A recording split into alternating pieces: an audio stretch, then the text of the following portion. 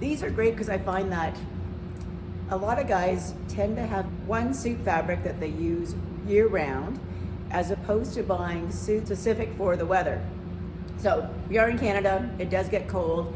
It's nice to have one or two winter weight suits in your closet. Why do you ask?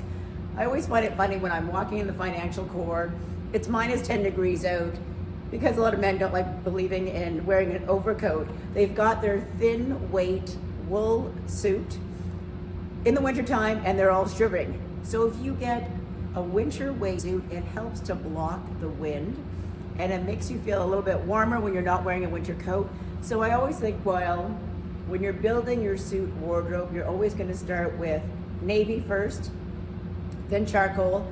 Don't ever do black. A lot of guys think they can do a black suit for business, but that's actually incorrect. You should never wear black for business. That's strictly for formal events, for social events, but never for business. So you always want to start with a black, then a navy, then do a blue, then do another version of a gray, and then do a combination of like a window pane or something with a pattern that has the blue and gray with it. And that gives you 5 suits that you can have, so you can always be wearing them in rotation.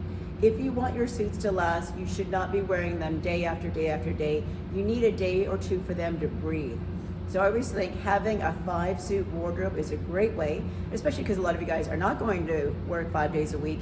You can even start off with a 3 suit wardrobe, but definitely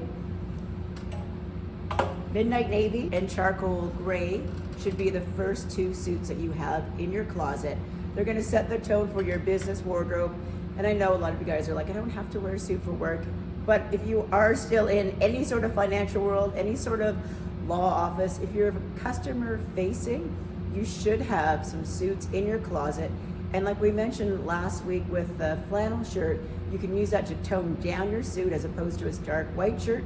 You can also use our fabulous knit polo to tone down your corporate suit so it doesn't look as formal.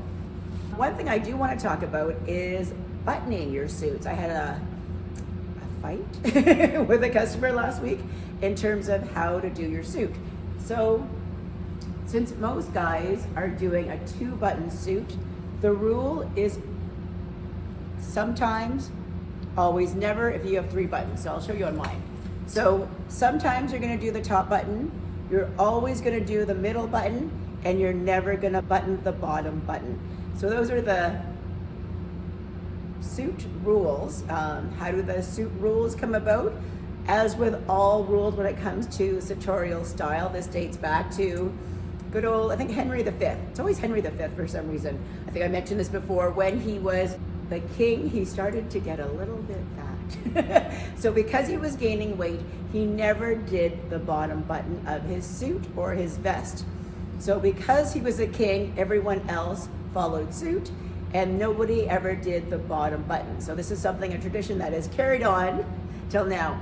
So especially as guys are getting into double-breasted suits, the same thing applies. You never do the bottom button of your double-breasted suit, of your vest, or of your single-breasted suit. That just shows to the rest of us that you know what you're doing when it comes to dressing up with style.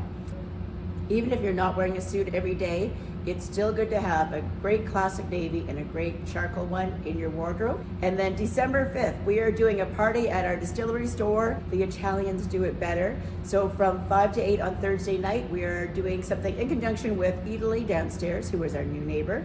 So come join us for some Italian wine, Italian food, and great Italian style. We will see you then. Have a good week.